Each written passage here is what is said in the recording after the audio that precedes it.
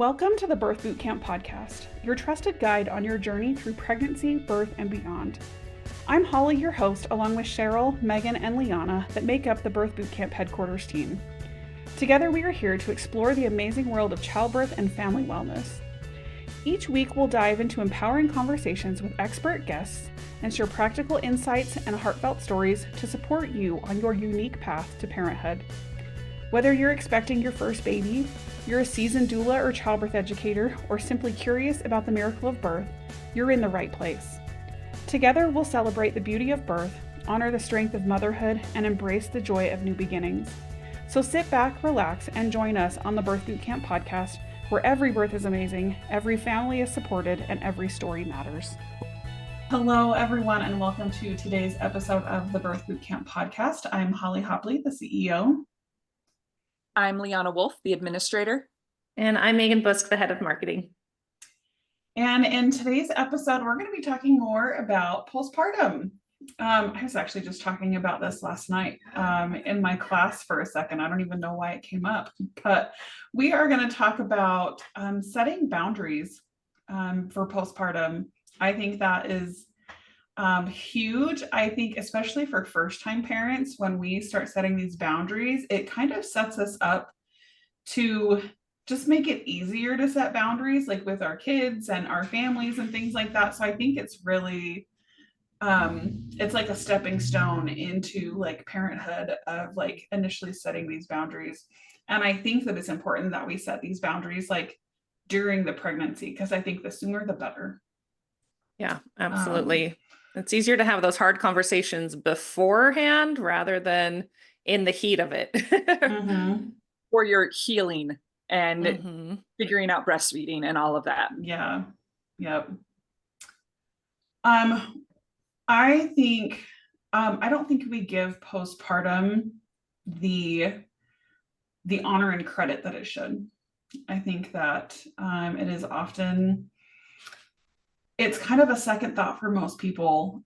I think our culture and society has made it so that like during pregnancy, we are getting the nursery ready and we're getting all this baby gear and we're, doing those types of things. Hopefully we're at least taking a birth class. But even a lot of people still aren't even doing that. And so most people don't even think twice about postpartum. They don't think it's that big of a deal. They don't realize the changes that happen, all the things that are happening to you. And so they just, I don't know, so they just don't make any plans for it. I mean, I was that way with my first. I was totally that way. I hit postpartum and I was like, this is not what I expected. Right. Well, specifically in the US. In the US, we do not prioritize maternal health. Right. I mean, we just don't, because that includes the postpartum period, and the US is a very consumeristic society. So it is all about your baby gear. It's all about your carriers, your strollers, the car seat, which are all important because safety, car seats, but your health matters, and not just your physical health. It is also your mental and emotional health that can be dramatically affected if you don't have a supportive postpartum time. Yeah. I think the biggest thing, like with setting the boundaries, well, I don't know, you guys tell me. I mean, it's just, there's so many other people, like very well-meaning family and friends, like they want to help and they're excited. But they sometimes can be more of a hindrance and not very helpful. I've seen some of that be generational, because I've seen more and more on social media and peers that I've seen, younger women in my community where they have friends who are like, hey, we want to come help. The meal trains are gaining in popularity. And in my experience, mostly when I hear of people complaining about not getting the support postpartum, they're talking about family members, mothers and mothers-in-law who are like, well, I'll just hold the baby while Mm-hmm. you take care of things, because that's what they were expected to do. Mm-hmm. Right. They That's were a good point. expected to do everything, because in like when they were having babies, it was the men went to work and the women stayed home and raised the babies. Hard Mhm. stuff. And so now we know so much more about needing that support, and how paternity leave is important for partners to stay.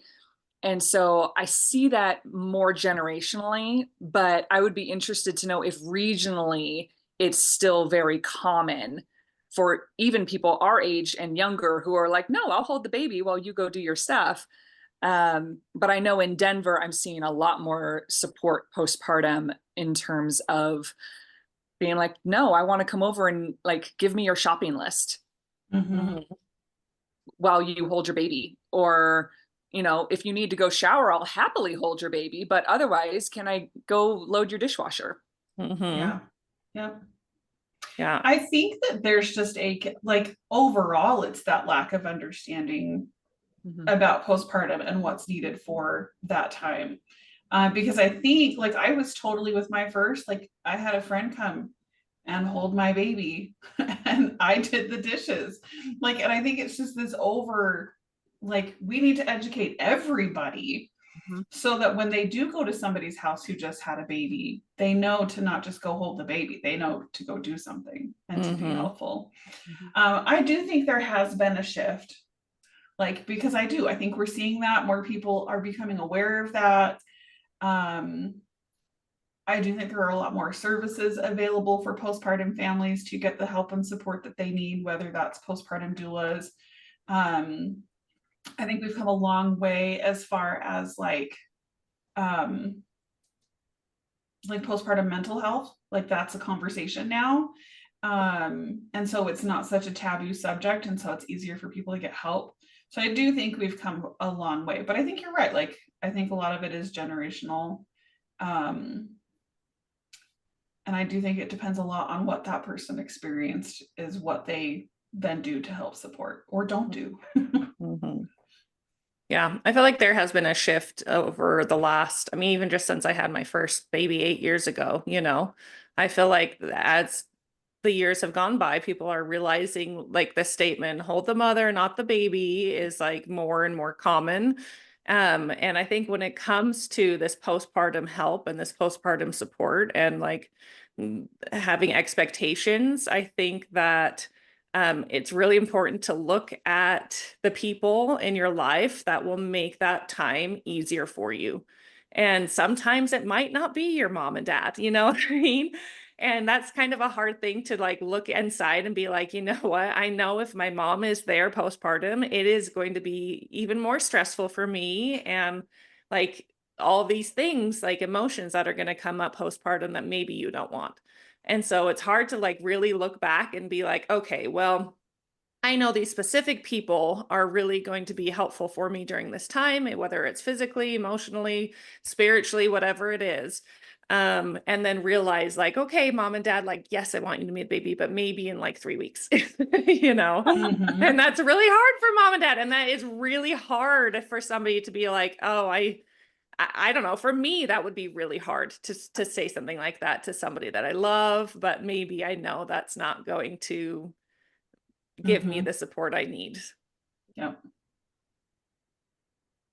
Yeah, the Yeah. couple in class that when it came up yesterday, I guess they had told his mom, because I guess she was planning to come and just like she was going to come into town around their due date and hang out for like weeks. And they were like, yeah, no, like we really don't want that. Um, and I totally was like, well, good for you guys for like having that conversation early though, and just being like, we will let you know when we are ready for you to come. And I think they said that they told her at least their first couple of weeks they don't want a ton of visitors. And I was like, I like clapped. I was like so proud that they did that. Yeah. Because like you said, it can be really hard to tell your family. Depending on the relationship and things with that. Other people are totally cool with it, but others are not. I have another client that I'm going to be on call for soon, and her mom's going to be in town, but like she's not even planning to tell her mom she's in labor. Like, and I was like, that's an option too. I was like, you don't have to tell anybody that you're in labor or that baby's born. Like, you can decide when you tell people. Yep. Yeah. I tell my students and my clients, you don't have to tell people that you're in labor, because as soon as you tell people you're in labor, you're going to start getting people who want updates. Yeah, the notifications will never stop. And I mean, it could be 5 hours or it could be 36 hours. Yep. Do you really want to be bothered that long? Because then when you don't answer, people will panic. Yes, they freak out. They freak out. So sometimes it's just best to not to. Or, you know, maybe you do have a great relationship with your parents, but you want them to come, you don't want them there the whole labor. Maybe you want them there for the delivery, but not for the whole labor. You can be like, hey, we're in transition. Like, now's the time to text. And let them know if you want them there. You know, like there's ways to do it depending on what your relationship is. I really wanted my mom with me for my first, but then for the subsequent ones, they lived in another state. And so she was like, I'm not going to try and make your delivery unless you want me to. Otherwise, I'm going to come a couple weeks after the fact. And I'm like, that's great. Because that'll be about the time that the older kid wants to send the baby back. Yes. Yeah. I think grandparents, especially after you've had one, are so like crucial. And if they're able to be there, they can really help the older kids in that like adjustment period. I think they can be so helpful for that. Yeah, absolutely. Yeah. I think the biggest thing I want people to remember is that like they get to set the rules. They get to decide when they want to have people, when they don't, what help they want. I do think there also is that like sense of, at least I see it here in Utah, of like independence. We want to do it all. We want to figure this out. And I think that that can be hard because then they get into it and they're like, okay, this is a little bit harder than we thought. And then they realize they do need support. But you can always bring in support. Like if you find you're like, okay, wait, I need my mom here. I need, you know, whoever here to help support me. This is harder than I thought. Like, I know most moms and mother-in-laws or anybody would drop everything to come and help if they're able to. Like most people would be like, oh, I will be there tomorrow, you know, like you can always change your mind, and things like that. But you just never know. Yeah, my daughter, my youngest, she's 8, and every night I'm in bed with her, like we're having a conversation, talking about the day. And every once in a while she asks about my work as a doula and how I help the moms. And she had asked at one point, are you going to be a doula for a long time? And I was like, well, that's the plan. She's like, okay, because if I ever decide I want to have babies, then I want you to be there as my doula. And I was like, oh, like, I was like, yes, like, this is amazing. But I was also very clear to say, I love that. And I would 100% be there. But if you ever change your mind, it's okay. Yeah. Because even at 8 years old, if she's already asking or saying that she wants me there, then she can already understand that it's okay to change her mind and tell me no, even if it's 20 years in the future. Yeah. Right. Because she's 8. But it was so cute. That's like, really cute. I'm That's not really ready sweet. to be a grandma, but Yeah.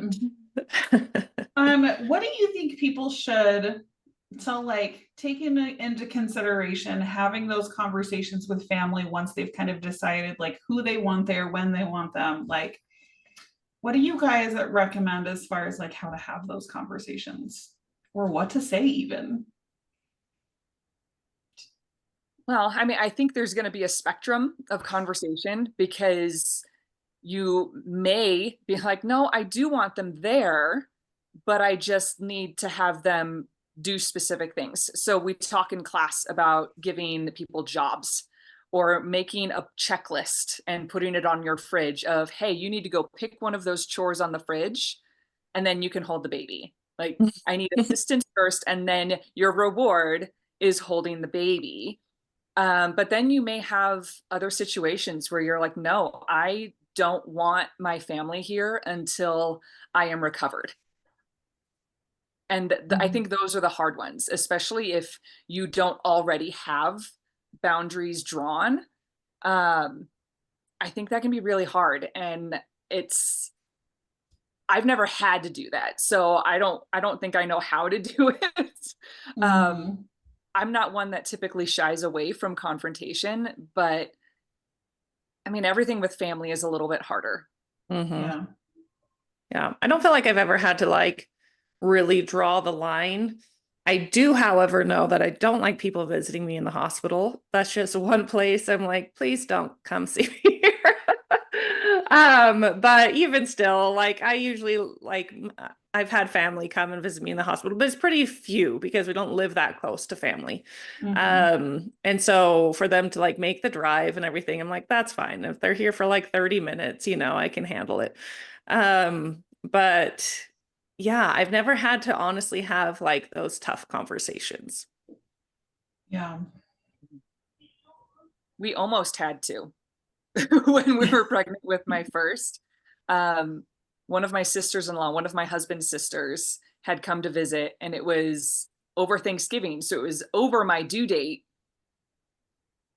So I think she was subtly trying to make sure that she was around because she was in California, we were in Arizona.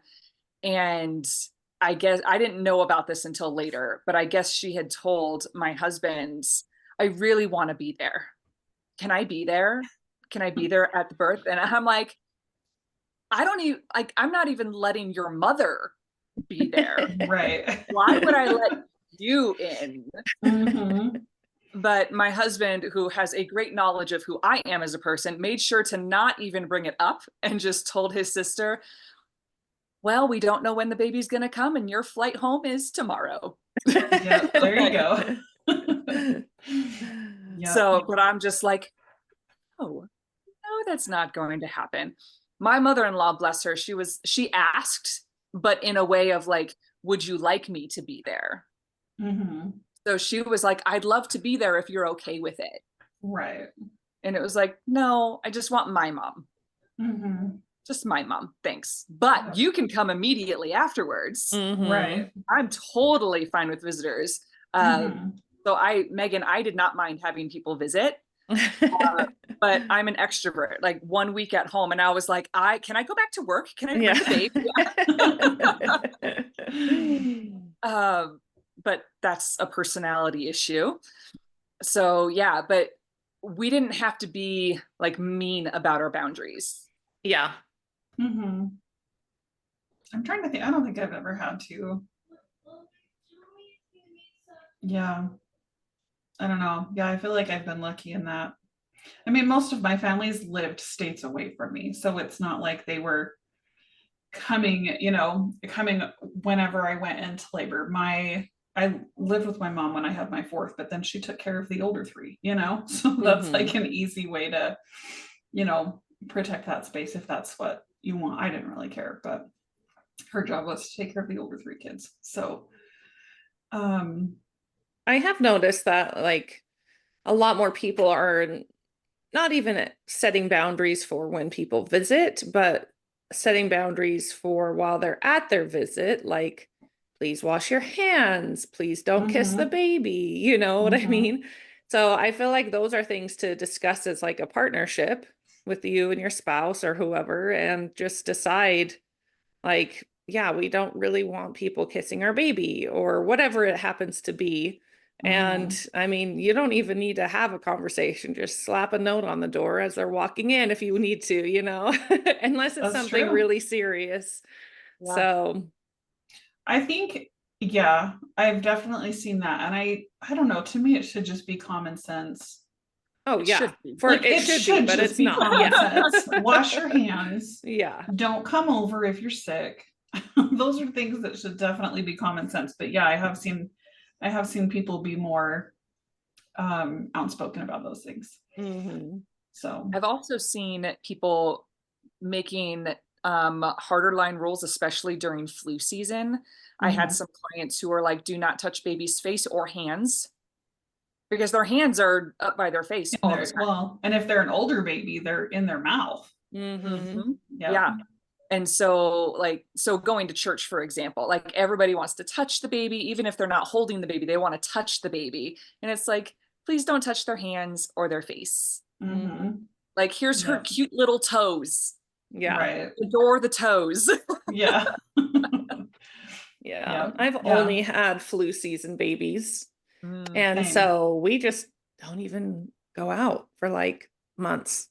That wouldn't work for you, Liana. I know, but we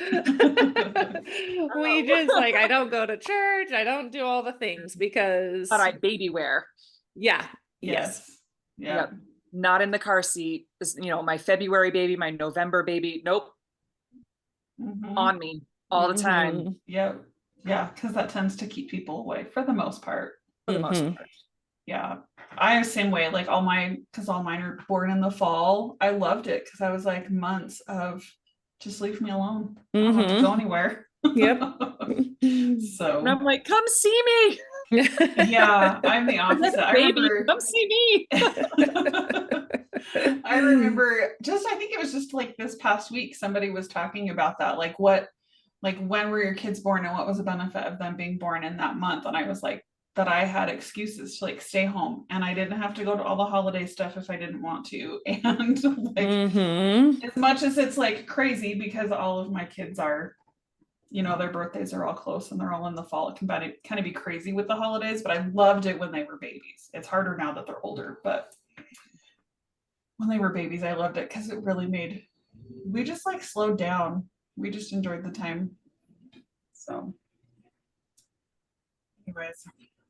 But I think the underlying message we want to get across is you get to decide what those boundaries are. And whether that's with your birth and or postpartum, like you get to decide who you want to be there, when you want them to be there. And I think have the conversation like during the pregnancy, decide those things early on so you can communicate those things. And you can always change your mind. You can either choose to have people come in when you thought you wouldn't, or maybe you even thought family was going to be a great support and you change your mind in the middle of it and you want them to go check into the hotel. That's fine too. Like whatever you need during that time period, it's totally up to you. So yeah. I think we can talk about postpartum and this kind of stuff all the time. So anything else y'all want to add? Any other thoughts? Okay. All right. Thanks for listening, everybody. If you have questions or thoughts about postpartum and setting boundaries, please send us a message. We would love to hear them or share your experience, either setting boundaries or I just love to hear how other people do that and what they do and what kind of support they have. So be sure to tune in next week and we will see y'all then. Thank you for tuning in to this episode of the Birth Boot Camp podcast. We're so grateful to have you as a part of our community. If you enjoyed today's episode and found it valuable, we'd love to hear from you. Please take a moment to leave us a review on your favorite podcast platform. Your feedback helps us improve and reach more families on their journey through pregnancy and birth. As a token of our appreciation, we're excited to offer you our exclusive birth plan blueprint. Inside, you'll find expert guidance and a template to help you create a birth plan that reflects your preferences and desires for your birthing experience. Simply click the link below in the episode description to have your blueprint sent right to your inbox. Remember, your birth plan is a powerful tool for communication and advocacy during labor and delivery. Don't miss this opportunity to take control of your birthing experience and advocate for the birth you envision. Thank you again for listening. Be sure to subscribe, and we look forward to sharing more amazing insights and stories with you in our next episode.